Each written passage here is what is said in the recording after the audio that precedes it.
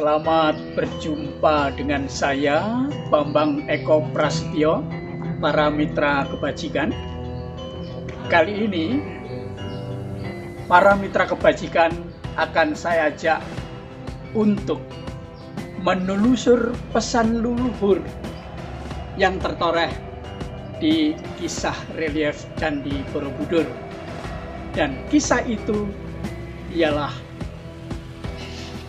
Sibi Jataka, sebuah teladan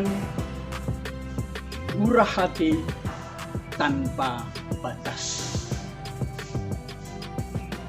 Raja Sibi adalah raja yang bajik dan bijak. Ia memimpin negerinya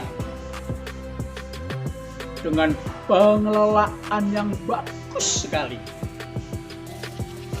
Ia sangat memperhatikan bukan saja sistem pemerintahannya, bagaimana ia berurusan dengan para menteri, juga punggawa-punggawa kerajaan, tetapi ia sangat memperhatikan kehidupan rakyatnya sampai pada hal yang sekecil-kecilnya.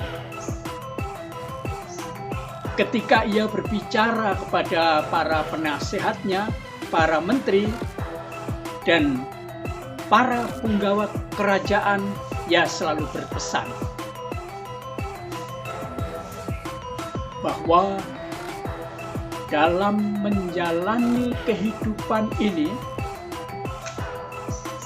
kita benar-benar harus melakukan segala hal berdasar pada pandangan yang baik, pandangan yang benar, juga niat yang benar.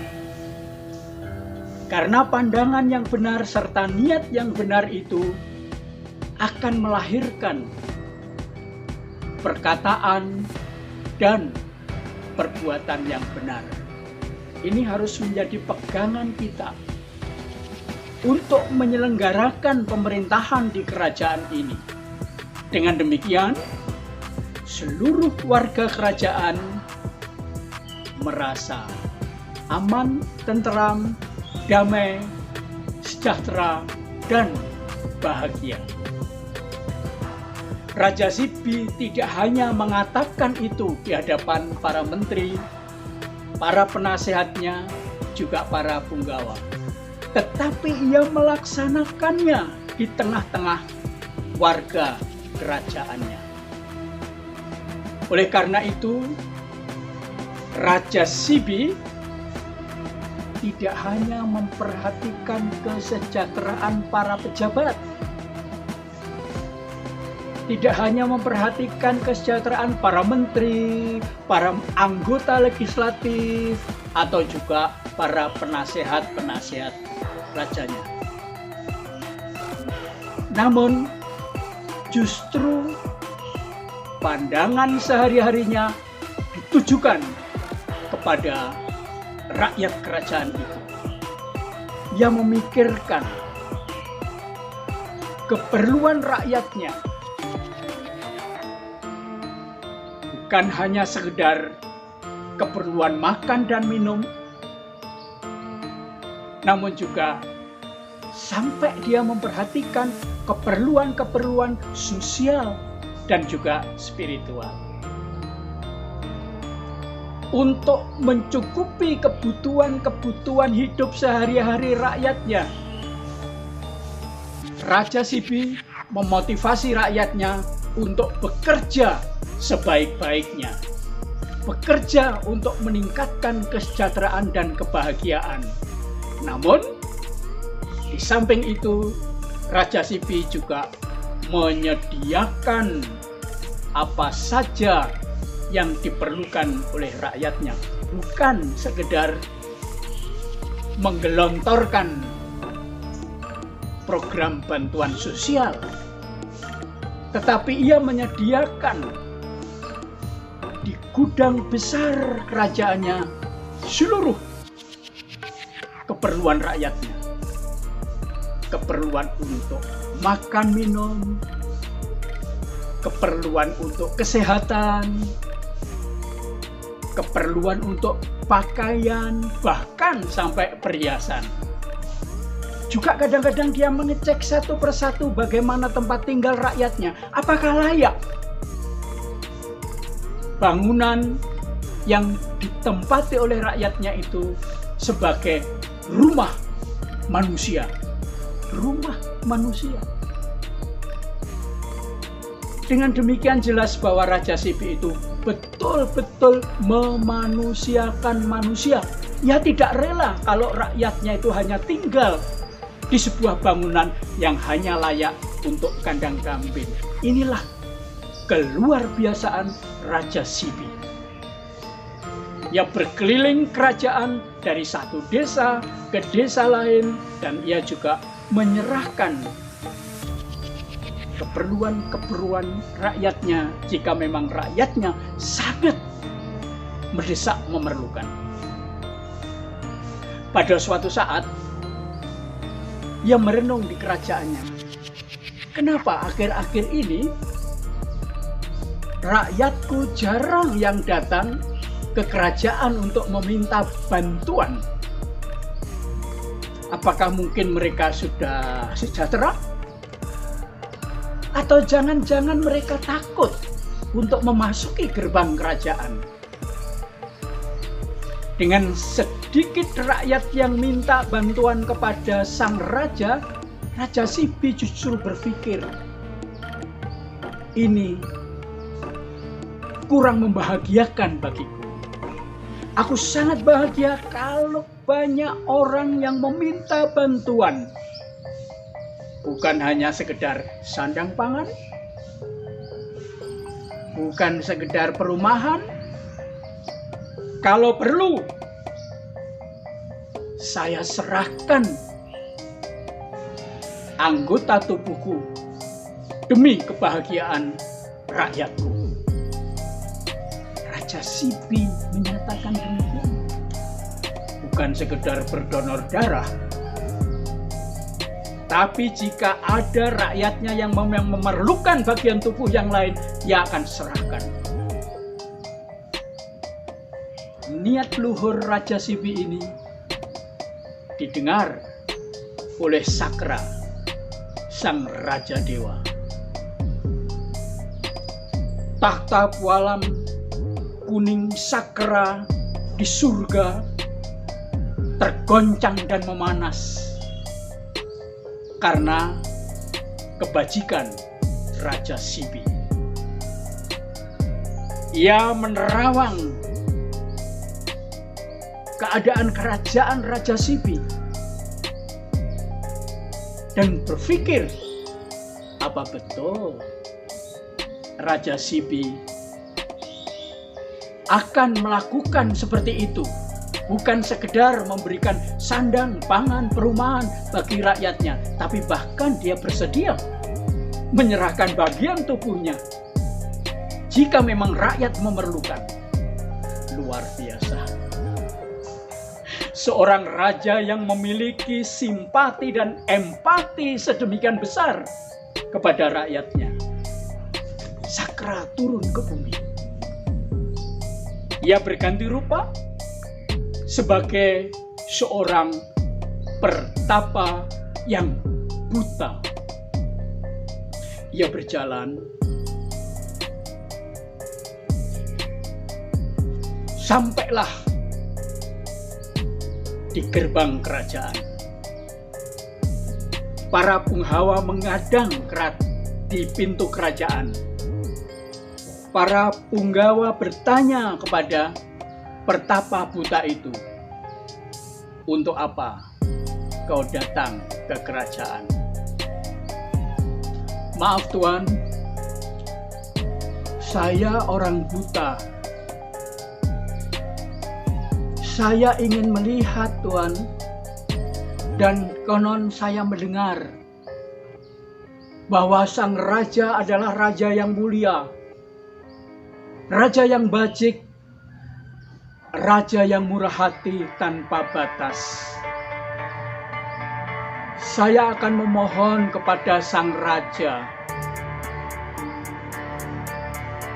kiranya beliau rela mendermakan matanya untuk saya, sehingga saya bisa melihat seperti pada hari-hari yang lalu. Para punggawa dikejutkan. Lalu ia sebelum menghadap Sang Raja meminta pertimbangan penasehat kerajaan.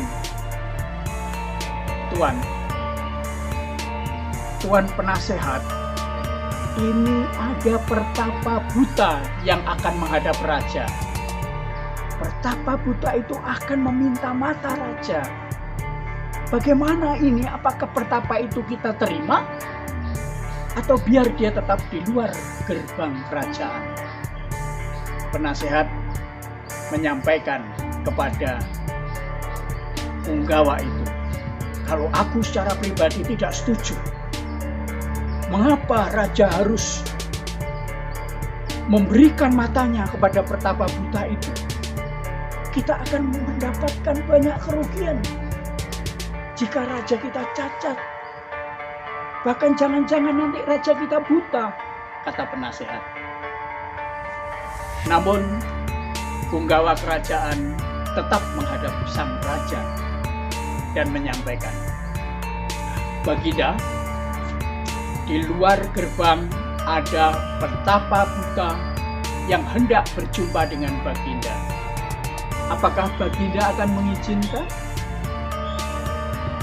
Baik, suruh dia masuk ke kerajaan. Apa yang diperlukan, saya akan memenuhinya. Dan pertapa buta itu masuk ke kerajaan. Ia bersimpuh di hadapan Baginda Raja Sipi dan mengutarakan maksudnya. Baginda, saya orang buta. Saya ingin melihat Baginda, ingin melihat keindahan dunia ini. Apakah Baginda merelakan untuk memberikan sebiji mata agar saya bisa melihat? Baginda masih menoleh ke kiri dan kanan, sempat bertanya kepada penasehatnya, bagaimana, Bopo Brahmana? Apakah saya harus menyerahkan mata saya ini? Brahmana menggeleng tanda tidak setuju. Tapi sang raja berketapan di dalam hatinya, saya harus menolong pertapa buta ini. Pertapa buta, jangankan sebiji mata engkau minta, keduanya pun akan saya berikan kepadamu. Saat itu pula Raja Sipi mengundang para tabib istana untuk memindahkan kedua matanya di kelopak mata pertapa buta. Keajaiban terjadi. Pertapa buta bisa melihat dengan terang benderang, sementara sang raja melihat seluruh dunia gelap secara duniawi. Namun sang raja ternyata memiliki pandangan rohani yang demikian cemerlang.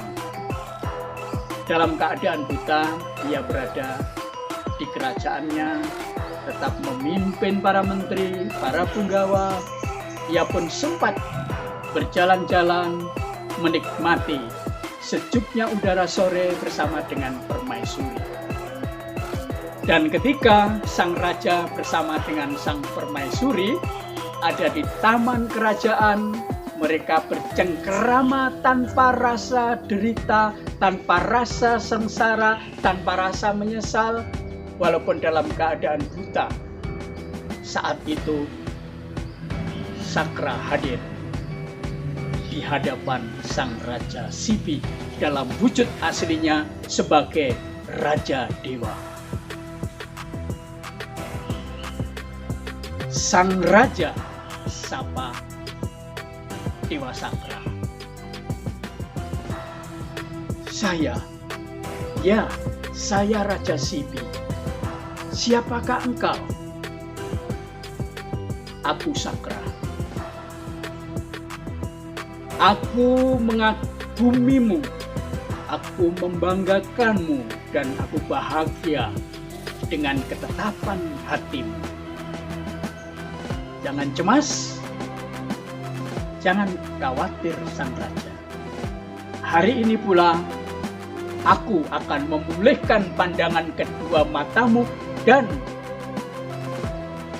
mengembangkan pandangan rohanimu, pandangan spiritualmu, sehingga bumi dan langit dapat engkau lihat secara lebih jelas.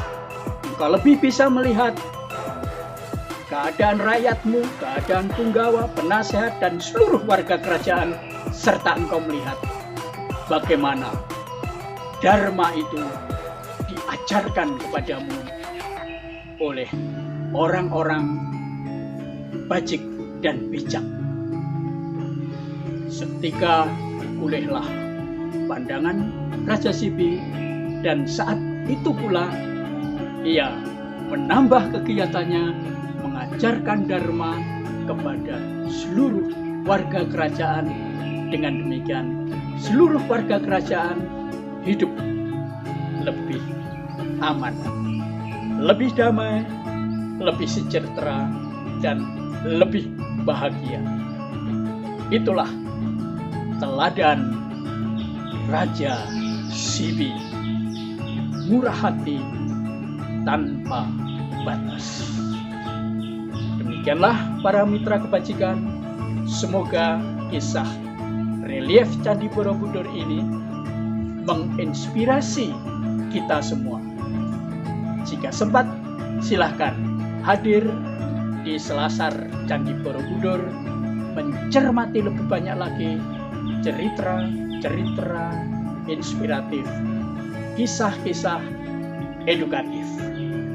Sampai jumpa dalam kisah yang lain. Rahayu.